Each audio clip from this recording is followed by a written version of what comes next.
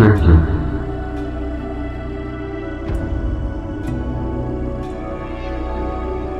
As the land becomes scarce, the humanity returns to sea.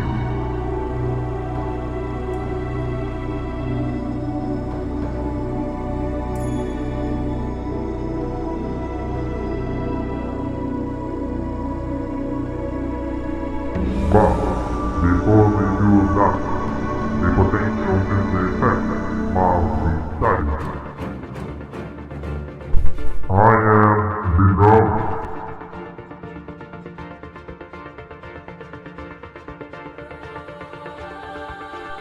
I go under the floating structure to measure and to observe.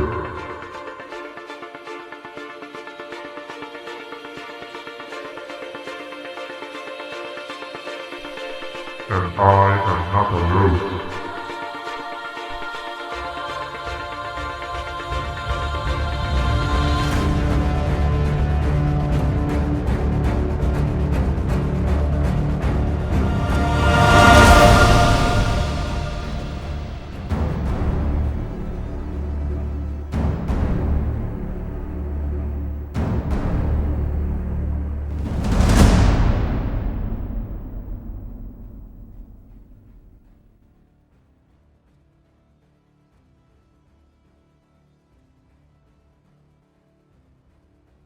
Welcome everybody by the last Delta Academy of this year.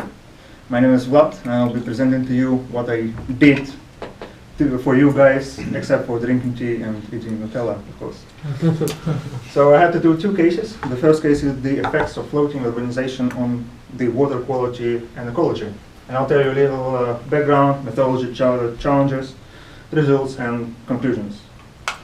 So background, the impacts of floating urbanization are unknown. And that can be in the way of many floating projects. So you already know that. Why is that? Because municipalities don't want the water quality to be worse, and they're afraid that the floating structures will contribute to that. So, and we would like to answer the question, what are actually the effects of floating urbanization on water quality? So how to do that? Now, first of all, we're going to measure the water quality, of course, especially those four, dissolved oxygen, ammonium nitrate and temperature. Why those four? Oxygen is required for fishes and most aquatic life to breathe, and it can enter water body in two ways. First one is from atmosphere, and the second from photosynthesis of the plants. That's for now it. Ammonium nitrate, well, when fishes die or produce waste, they release ammonium.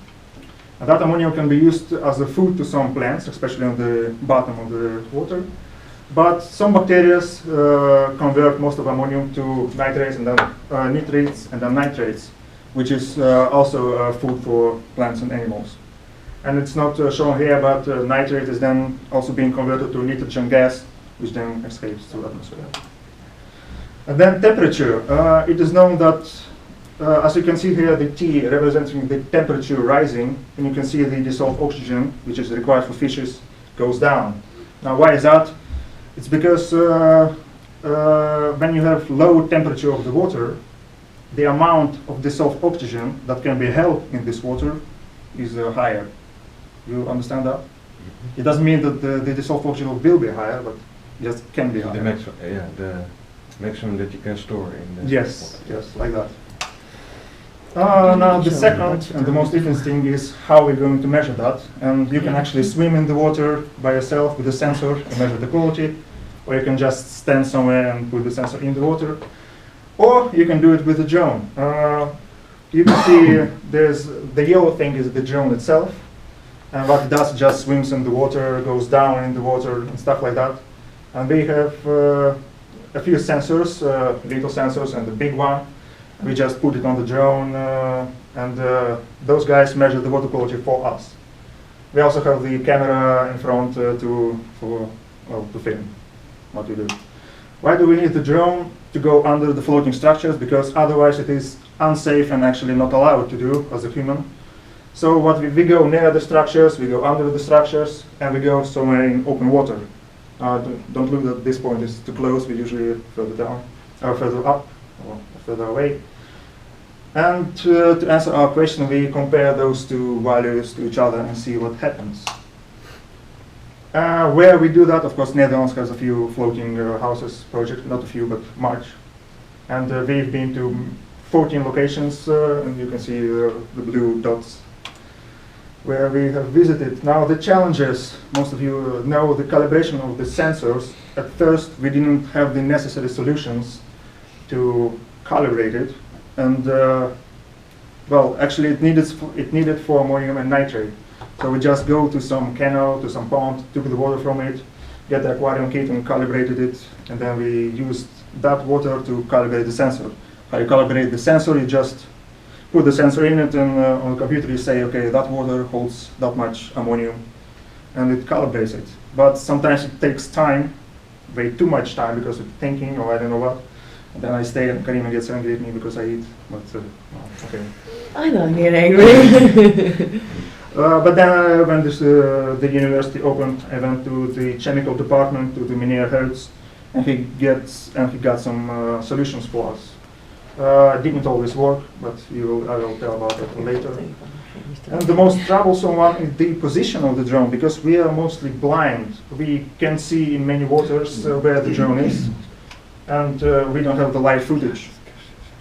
So for those of you who don't notice, the drone is right here, but you can see it that well. But when you have so much experience as I do, you see it, you just feel where it is. You feel. The results. Now we have a large set of data, and I want to show you what we did with it. So we have those little data sets for each location.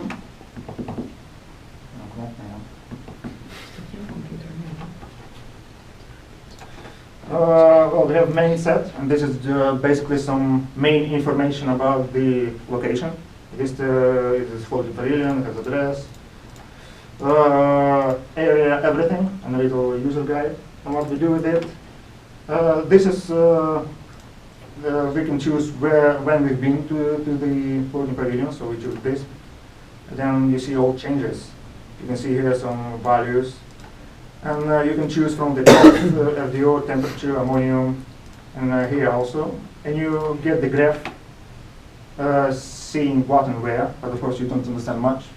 So here is the location of the drone in time. We just write it down where it was. And you see all the tables of the values we get. So this is not the analysis tool, this is just the data management tool. For the analysis, we just copy paste it to another Excel and analyze it. But as you can see, this is a lot of numbers. So we have to do something with it, and we just chose per depth the averages.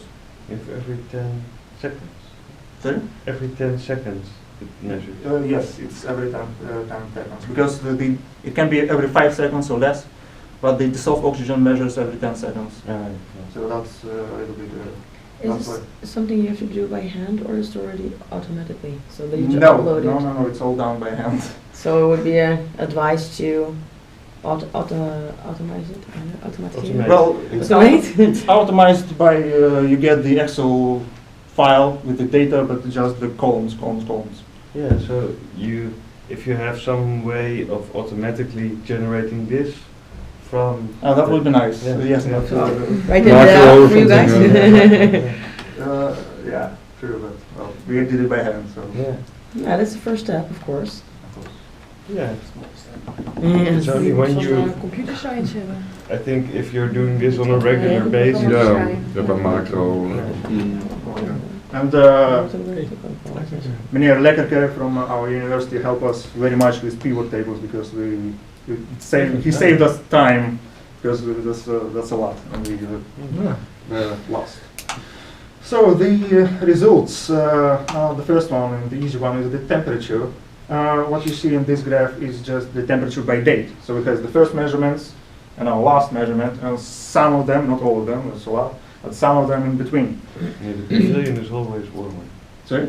The pavilion is always warmer. Why? Seems like it. Warmer than what? That day it was warmer. The day that they went. Yeah, that can be, but You see it fluctuates a little bit, but on the long run, you see the temperature, the closer we get to the winter, it drops.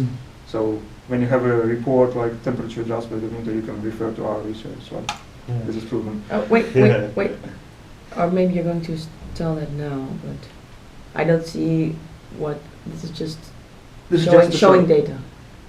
Yes, I will come. So what we want to see is how the temperature changes between open water and under the pavilion. Yeah, exactly. And this is it. And you can see much here, but I will explain you. Oh, wow. The temperature is not always lower under a floating structure.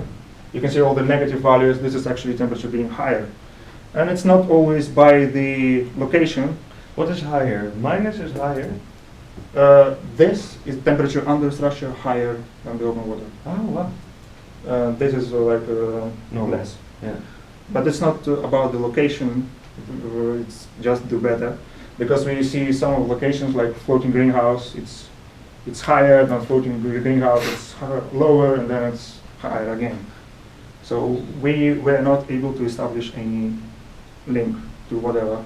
Well, it can be that the water is either warming up or cooling down, and that the water that is open is cooling down or warming up faster than the stuff. That's a under plausible the fan. hypothesis, I would say. Sure. That But can there can also be energy leaks. That can be, but we in our measurements, Yeah. let's say like, from our measurements, we could not establish any links. Yeah.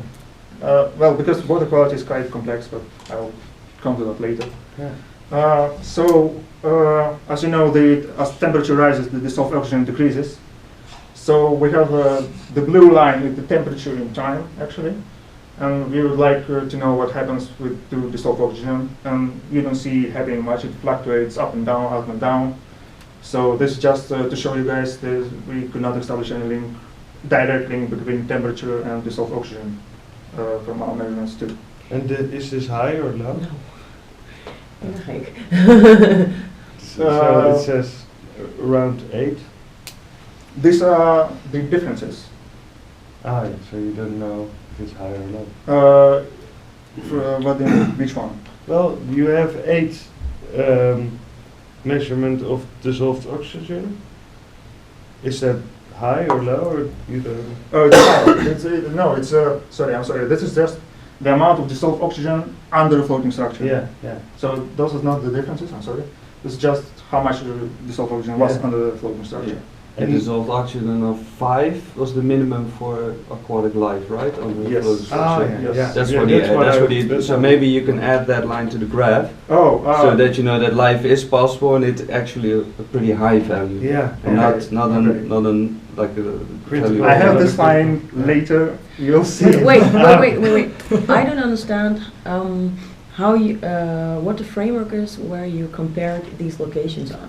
Because I can imagine that if you have locations that are really wide, large, there's a lot of ebb and flood, Yes. things like that. It's quite different than a contained location. So how can you just take them all and use them all as input? We have the numbers, like the area of the structure, the area coverage, how deep it is. But how did you compare them? How you put- made an assumption at the. Can you go a few slides back, because you have a lot amount of locations, yeah, Yes. where you actually use them all together in one graph, and I don't understand why, because I think the difference between Delft and floating pavilion could also be in terms of the area and the movement of the water. So can you have compare combined this? them. Yes, we did combine them, and we have the graphs for that. But It will come. this is just to show you guys, because we have a lot of graphs, and I cannot show you all of them because that would I take understand way what too you're much saying. time. But we did compare them. We just put it in the line, and then we filter them in Excel by the highest area to the lowest area, and then by the highest area coverage to the lowest, and stuff like that. And we did come with something. Well, maybe I should ask my question in a different way. Where you don't show why you choose to compare it on a certain way. We will. You didn't explain what are the characteristics of the waters that you are measuring, and this is why I don't see why you can compare the floating pavilion with Delft. It's like you assume that there are the same, that there are no other influences for some reason. No, I don't assume that. I just compare them and then see what the differences arise in the differences of parameters. But Like- the differences are also in time. So if you would do all these things on at the same day, you can more easily compare them than you compare these in a few months. And there are influences of climate, there are influences of things happening around the location, Oh, true. and of time. If you have ebb and floods, But is it necessary for the conclusion? Because he just wants to see if there's a difference under a floating structure and next to a floating structure. I understand that one. But so then it's not so relevant. I know. But then if you put everything in one graph, Yeah, but just the temperature to show that there were different. but then it seems like you're comparing the locations to each other. No, what I'm showing you that we compared the locations to each other by certain parameters. We didn't come up with anything. Yeah, but in my opinion, but maybe I see it the wrong way. You cannot compare them because they have differences in how they are structured and what the influences are. So Yeah, it's interesting to compare them and see how certain parameters influence your data. so maybe you so have that yeah. conclusion later on. Yeah. How the If you have parameters- 100 locations, you have a pretty big group where you can see which parameters are responsible for certain characteristics. Yes, exactly. What we do, like the area of the structure is bigger and Yeah, has this yeah, amount of difference, Yeah. and then it's lower and has this amount of Because difference. in the end, you want to say I miss if the you build subdivision. floating structures, you need these parameters in your location. I miss the Perhaps, subdivision. maybe it's a good idea just to let this complete, Yeah. and we all save our questions because it might. Speed up things. Yeah. Yeah. Okay, Okay. no questions. All right, we'll skip that one. So there's no link directly between temperature and dissolved oxygen. So this is the kind of graphs we get. This is about the dissolved oxygen under the floating pavilion. What we see here, the dissolved oxygen under the floating pavilion is lower than it is in open water. What's interesting about this graph, because this is us actually being lower the floating pavilion. Why? Because the draft of floating pavilion is 1.0 meters, so below the water. And this is us just being near it. This is the red one. So you see the differences are actually here, but also the near pavilion. And actually the maximum difference of dissolved oxygen we have ever acquired was 2.5 milligrams per liter, which is quite low, actually. And here it's not even 0.2, which is good, actually. Why is that good? Oh, no, I will tell that later. Now this comes when we compare different locations with the area, with the water depth, with Interesting. with the draft, with the type of structure it is, like is it metal, is it concrete? And we didn't come up with much, but what we did come up with is this. So what you see here, those are the differences between the dissolved oxygen in the locations which have the water under it, under the floating structure, below 1 meter. Oh. So you see a lot of differences. Mhm. When the water under the structure is way longer than 1 meter, you see there are quite little differences. So the water that flows underneath the structure has kind of influence on that. Yes, this is the only graph we can show you because other graphs are just random stuff. But based on this, you can say that for 9 out of 10 locations, 2, 4, 6, it's You should have a very certain small depth. difference. right? Yes. Yeah. Yes. What about the minimum values required for aquatic life? We see that almost all the measurements are way above the required minimum, which is 5.5 milligrams per liter. Only two exceptions are the Chinese restaurant in Amsterdam. I don't know what happened there. What is it? They're What dumping depth? crap. What depth is- This is like total. And for the Chinese, our total data just like way below 5 million per liter. Well, Wow. whatever depth, Wow. whenever you go there. And this is Delft, and we believe this is like you see the two Delft. One is normal, like above the minimum, and another one is way below. And we believe we hit the mud in the. There's no No, oxygen in the mud. Yes, so that's what might have happened because it came back dirty. Yeah. So we have to clean it a little bit. Yeah, so actually the minimum is reserve. Nice. That's it, I think. Can you confirm from the camera? Sorry? Can you confirm from the camera that you? No, because in Delft it's quite turbid. I don't see anything. You don't see anything. Water looks the same as the mud. Yeah, it's dark. You don't see anything. Yeah. Okay. So we can confirm what. So we must have taken a picture with the. Because it's maybe you for the next team that's going to work on it. Maybe there's a way to sort of analyze whether you're in mud or in water. Like, Yeah. is there some way of? Well, if you know the position of the jar, you can do that, but we don't know that. Yeah. We just really being blind. Yeah. But you did see when you like pulled it out. Yeah. Yes, more you than- see the dirt. Yeah. True, we have to some clean it a dirt, few right? times. Yeah. It's likely that it happened. Yes, but so ammonium and nitrate, those two are together, and as you know, the ammonium is being converted to nitrate. This is the depth. As deeper you go, Can you like explain that link one more time between the Ammonium? nitrate and the ammonium? you have ammonium, Yeah. and it's being converted to nitrate by the bacteria. Okay. That's all you have to know. Mm-hmm. So you see, Oh, I know. up till now, you see the deeper you go, Yeah. the amount of ammonium increases. And it's logically, if you know that ammonium is being converted to nitrate, that the amount of nitrate decreases. And why near the surface? Sorry? Why near the surface you have more nitrate? It's because the bacteria live. I believe so, yes. Yeah. They need oxygen. They need. Actually, when fishes die, produce waste, the waste goes down, Yeah. and the whole decomposition process happening at the surface, below the water depth. Yeah. Yeah. This is actually only the only graph we have with ammonium and nitrate together. Right. Because of our calibration issues, we never had them together anywhere else. This is the only one. So yeah, alas. I also been to LDM campus, and those guys are building a boat to measure the water quality. So, and they actually will be measuring this part, or this maybe, unless they have a real construction that can Yeah. have a deeper sensor.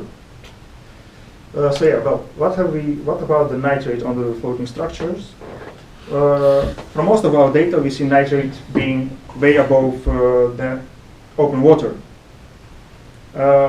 But it is considered that when you have 10 milligrams per liter of nitrate, it is dangerous for the habitat. So, as you can see here, we are way below that, but it's still much. The differences also in floating pavilion appear mostly here when we are under the under the structure, and the difference is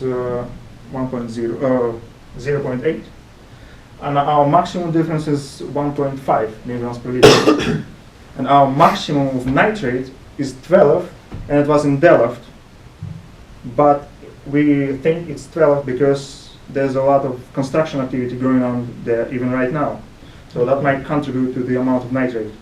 Because the other day, the next day of our measurements in Delft, the concentration of nitrate was 2 point something.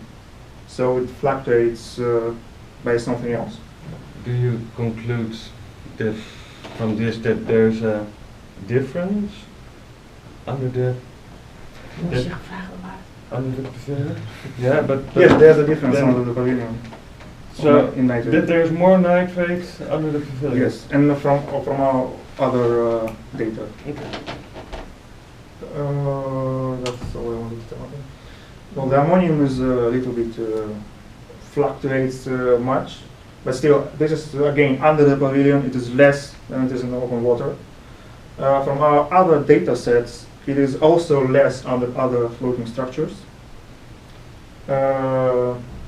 Our maximum differences in ammonium we ever come up with is 0.14, which is almost nothing. And good ammonium is like 1 milligram per liter. So you see it's way below, so Yeah. it's good actually. We also compared the nitrate and ammonium by the area of the structure and stuff like that. And the only graph we came up with is the ammonium one. What you see here is also the water depth. So you see the more water depth you get, the more ammonium you get. But from our video camera, in Lelystad, we see a lot of fishes, which means a lot more waste. So that explains this high amount of ammonium. And in Lelystad, it's really high. It's one day it was 1.19 milligram per liter, and another day 0.8, which is quite high, the highest amount of ammonium. But in the video in Maasbommel, we also see quite a lot of fish. But in the place where we saw a lot of fish, we couldn't go under. So this is totally a different building. Yeah, So it can even be different from building to building. yes, that's true. But well, we get the values from that building, so that's why we compare it. Well, they're all the same structure and stuff like that.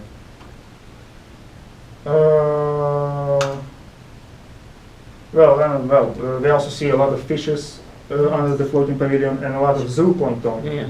But the zooplankton gets eaten by fish. But zooplankton cannot swim by itself, so it swims with the water currents.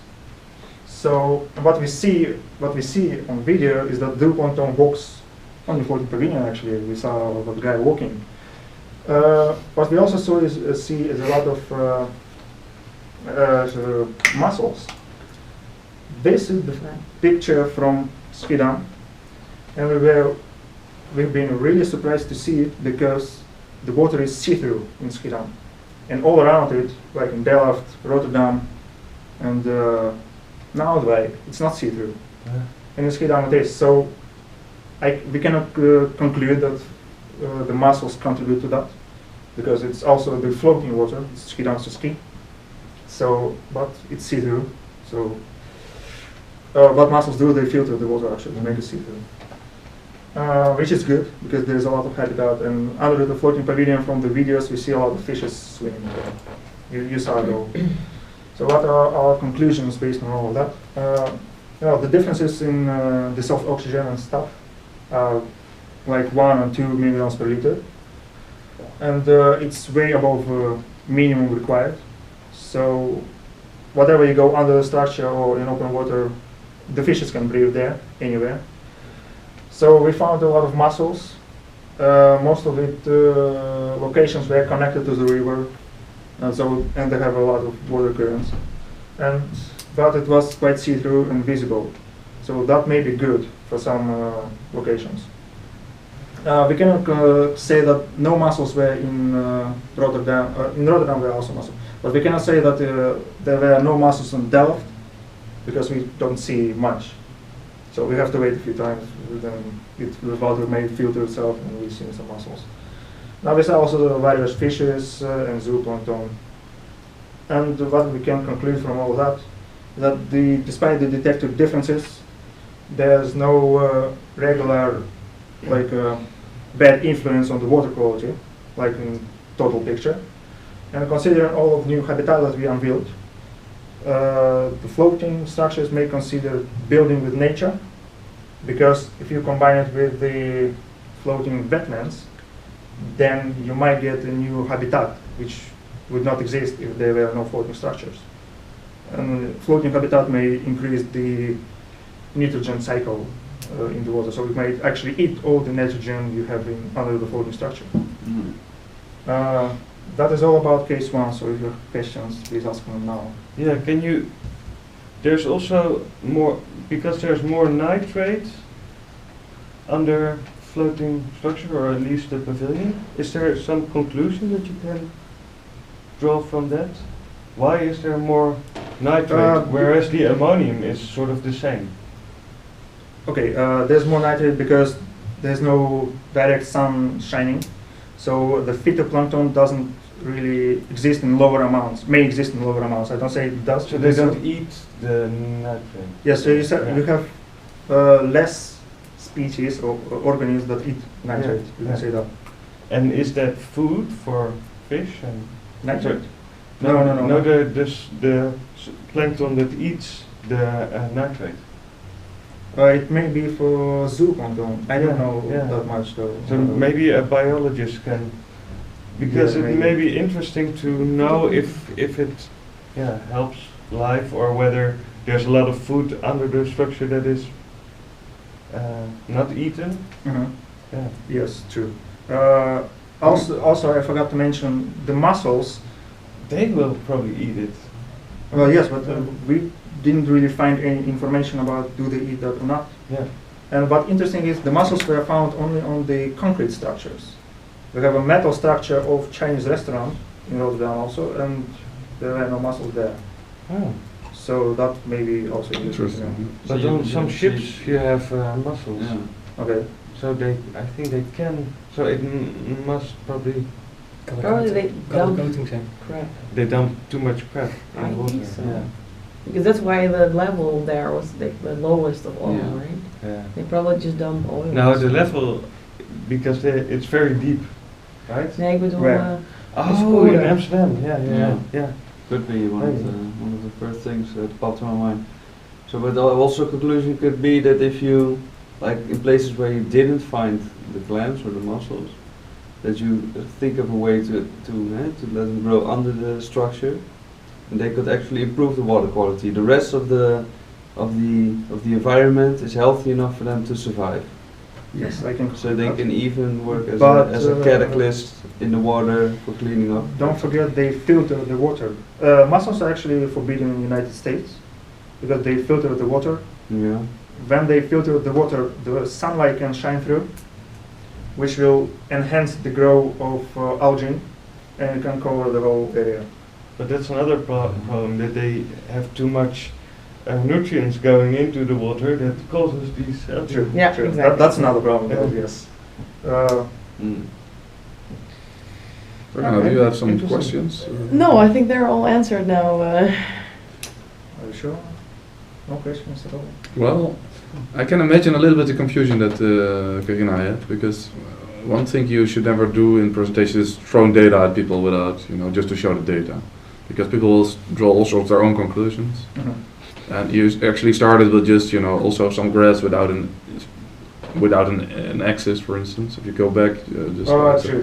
That was in time. and also graphs without, units and that kind. So that was very confusing. So, of course, I understand you want to show, like I did a lot of stuff and look how many locations I did, but if you present it like this, it's only very confusing because people will start to think like, hey, what a minute, are you comparing this with this? And then later you come with other graphs that actually explain your research question. So I think that you better not show, although we all know that you collected a lot and you show the Excel sheet. That's great. It's always good to show that you did a lot of work.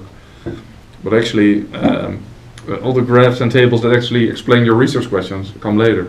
Yeah. And those are the ones that you actually want to show, I think. So it's always better just to show less graphs, because every graph or table that you throw at people, they will start reading it and they might not understand it, and particularly if it's not related to your research question. So that's just a suggestion. And then since we have two new students who might going to work on this, what would be your recommendation for follow-up research? What would be the number one What thing is- that should be investigated in your opinion? What is the research about then? It's like follow-up research on this. Yeah. With the drone? What are your follow-up? My drone? It's Yeah. it's his baby. So say that two students would work on this project. What would be your recommendation? What would be the most important thing? Well, keep to your be- logbook. When you don't know the position of the drone, that is very important. Because we have a data, we didn't keep logbook a few times, we just don't know what to do with it. But we have data, but we can't do anything.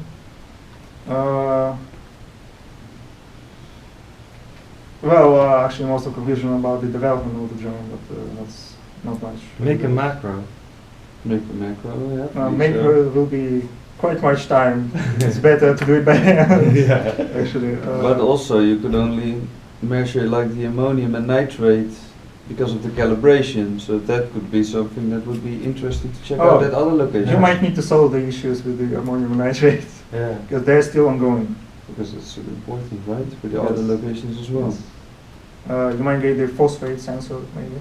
Oh, yeah, that's nice. Why? Phosphate is also. It's a Yeah, nutrient. Yeah, okay, I don't know. I didn't know it. So. Yeah, you know that. Do you also have a case too, or is this? Yes, I have a case too, but that case is really quick. Ah, okay. I have to leave in a few minutes. Maybe do it fast. Yeah. Alright, case 2 was the blue revolution potential. Ah. So I'll tell you background manual like hard task and this. There are no conclusions because my results are the conclusion. Yeah. At the global scale, the potential of blue revolution is huge. You guys know that. Yeah. But what is the potential for certain cities? And the cities are Manila with 12 inhabitants and Jakarta with 9 million inhabitants. So what my task were, what is the total potential for biomass, algae from the available nutrients? The nutrients produced by the city.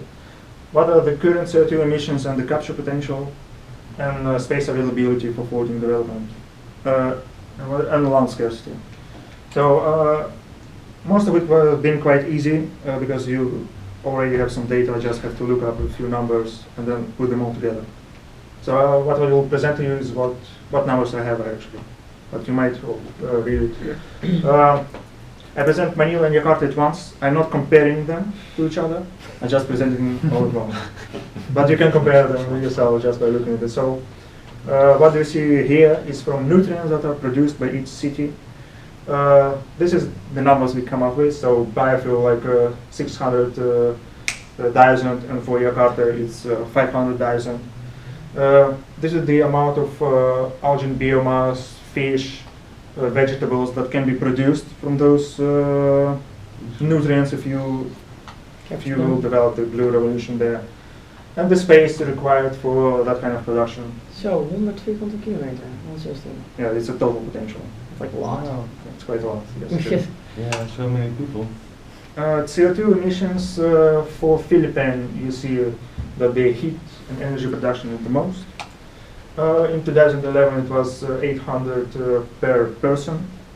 So we just calculate with the amount of inhabitants and we come up with this 9.6 million tons of CO2 for Manila as a city. And then you just calculate the percentage to come up with 3.3 million tons of CO2 for heat reduction. Right. The same for Jakarta, most of it is just heat production. We do, only Jakarta has much more CO2 emissions per person. So it comes out to 16 million CO2 emissions. And we just calculate 4.2. Why is that necessary? To capture the CO2, we have two ways. One of it is fossil fuel combustion, which captures up to 25%, and chemical lubricant combustion, which captures that much. That's pretty much. And you just calculate the numbers, and you see that in Jakarta has much more capture potential, like 3.8 million. Zal ik eerst laten mogen alleen? I'm sorry, I really have to go. Ga jij net geen filmpje Ik kom zo op terug. Sorry, guys. Ja. Maakt niet uit, hè. Ik kan ook gewoon. So the space availability in Manila and Jakarta. The city of Manila, which is just this red stuff, comes up with 12 square kilometers. And the metro Manila, which is all of that, and the space available comes to 45 square kilometers. And what's the dark red? It's the metropolis. Dark red is the metro. So that's 45. Yes, like here in the Manila Bay. This is done by Tom from Rotterdam University. So, but the Manila Bay itself has that much space, and you can see this is the space required for production. But I think that the red one. No, that's strange. Okay. And the same for Jakarta. The red one is the middle of Jakarta actually. Then all the rest is just Jakarta. And the Bay of Jakarta is only considered 300 square meters, but it is located near the sea, so you can expand even further. And well, with the space required, it comes to that there's quite some space for the total potential. Is that understandable? Yeah, yeah. You need a lot of space compared to the size of the city. That's not surprising. If we would only need a very small amount of space, we would solve all these problems on land. We would not need the water. True. So actually what this shows is that if you want to implement a blue revolution at the city scale, you need huge amounts of water. You need to go I on not the ocean. exactly know by heart what the Rotterdam figure was, but it was also like 75 square kilometers or not. Yeah. 75? Yeah, 75. So that's quite surprising, because But Rotterdam the- is like only 1 million, and then here you have 10 million, and it's only a little bit more, but That's strange. Yeah. that might have to do with the huge CO2 emissions in Rotterdam. If you want to No. capture all of them, they are much bigger than only No, the citizens. but actually it should be based on the nutrients. It is based on nutrients. Yeah. So that's And still- so a lot of nutrients are not being taken into account in this. There's a lot of nutrients that are just not treated. I think maybe it's 7.5 7.5. Could in be. Rotterdam. Because 75, That would be quite, but something we will investigate because later on. but- we could solve most of it in the harbor itself. Yeah, and if it would be 75, that would be absolutely not And this is possible, in square kilometers and not in hectares. So, So we have to check that out, because Yeah. if it would be 7.5, it would be quite logical, right? If you Yeah, say, that okay, would- Rotterdam that is would like make sense. Rotterdam is like a million, let's say. it's a million, yeah. 7.5, here you have 10 million, you need like 100. Yeah. That's quite, That that would make be sense, yeah. expected. Else there's a factor 10 that we're missing somewhere. And 100 square kilometers is quite a big space. It is huge. And Yeah. I think So maybe for something Rotterdam, went wrong with the it's numbers. about a Yeah, tenth. we need to check that out. So, but it's But very interesting. actually, most of nutrients from the city are not being treated. Yeah, yeah. So, But in Rotterdam we also did the full potential. Yeah, so Ah, we will without- take out all the wastewater treatment Yeah. plants and start using it for LG. Yeah. Okay, cool. Next one is a lot of numbers, but I will explain it. This is how much vegetable and animal food people eat, like cow per day, I believe. For Manila and Jakarta, it's kind of different. I had to make the estimations of how much it will be in the future. Add the unit, calories. Yes, calories. Cal. You have to add the unit because otherwise. Yes, true. We're consuming less calories per day in the West, right? And they're going to increase. Forget it. In the US, I think there are about 5,000 or 6,000. Yeah, probably. Yeah, but you showed me a graph in Europe that It's gone down. It's Yeah, going okay, down. yeah, because we're all dieting. Yeah, we're all dieting, eating healthy. No, actually Yeah. meat. Superfood. But I think 3,000 is quite a lot. It's more than what is recommended. Yeah, That's for sure. I will be. Even I would be fed within a No, year. this includes the waste. 1/3 of this in Yeah, people don't eat. Yeah, they Yeah. throw it away. or a quarter in those Yeah. countries. It's Yeah. not So it's a potential. So yeah, but some parts you cannot eat. It's quite difficult to digest. Okay, It go on. comes to why we need that. We need to calculate the land scarcity in the future and current. So the current land scarcity for Manila is like 38%, and for Jakarta is 66. So for the future, I'm not sure how it's done on the new. So for the future, Philippines have a law which states that 80% of emissions by 2050 must be cut down to the level of 1990, which is about 0.6, 0.6, or something like that. So you understand that? They have a law. That would be interesting. Do you know this? About the No. law that they have to reduce, because that could be a. But we all have those kind of laws and we just don't do it. Yeah, That's but- the whole climate issue about. But there must be some person in Manila that has this on its plate. Yeah, and Rotterdam also, deal with it. but it's not possible. No, but we can. Rotterdam has the same policy objective, right? So Yeah. to even and it's just not happening. But okay, I agree with you. It's a way to put it forward. Yeah. Okay, and so based on that, the future land scarcity will actually decrease to 33%. Yeah, basically, if that happens, then you need actually less area for the forest. So that's why it's less. I don't understand what you're saying. So the emissions will be cut down Yeah. by 80%, let's say by that. So you need less forest area for the CO2 sequestration. When they do cut If the they do emissions. cut Yeah, the emissions. yeah, So yeah. that's why it will become Yeah. to 33%. But Jakarta doesn't really make our life easier because they have 3 different scenarios about those emissions. Scenario number 1 is that nothing happens. Mhm. Scenario number 2 just little happens, and then scenario 2 that much happens, like new technologies will be implemented and stuff like that. I actually made one mistake in my report. I copy paste all of that, which I normally don't do. I don't know. I just made a mistake. You still have time to fix it. No? Yeah. It's actually fixed already. Oh, okay. So yeah, this is what they expect to do, and interesting emissions per capita. So you see in different scenarios, different kind of numbers, and but still they have a lot of emissions. So you see the future land scarcity for Jakarta is close to those numbers, which is quite a lot. Yeah, and that's Wow. 10 times? 2 times.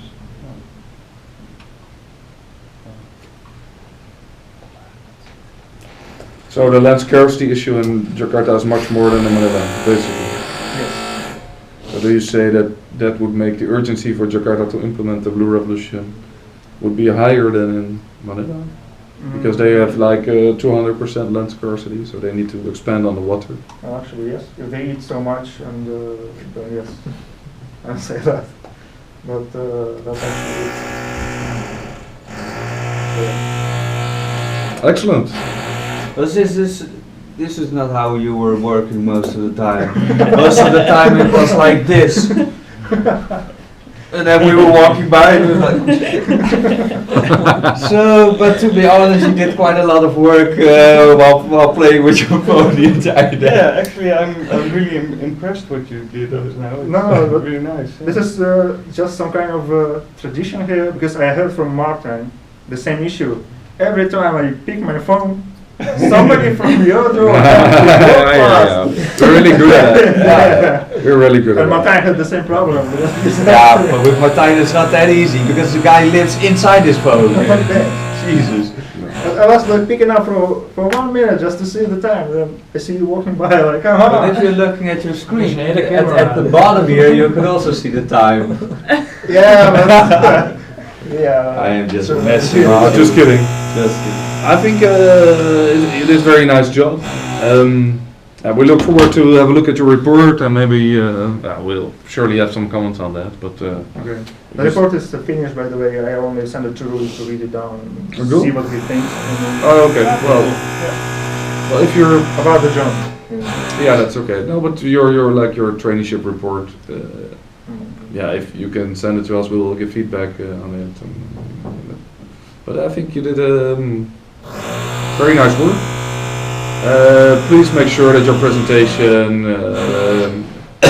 is going to Jeffrey, so Jeffrey can distribute it, and we can all have another look at it if we want to see it. Okay. So well done, and congratulations! I think you deserve a party today. Thank you. Yes, and we will be in touch about the report that you're writing, and we will just give feedback on that. Okay, sure. Good, excellent. Thank you very much. Thank you. Yeah, Thank you. I think you were really a good team with Rui, and yeah, it's really nice what you did, what you accomplished, and also with the movies. The movie is awesome. Nice Yeah. introduction. It's really, We need you, Amazing. Peter Jackson, for yeah. our project. Yeah, okay, good. All right, thanks a lot. And we kept it within the hour, so that's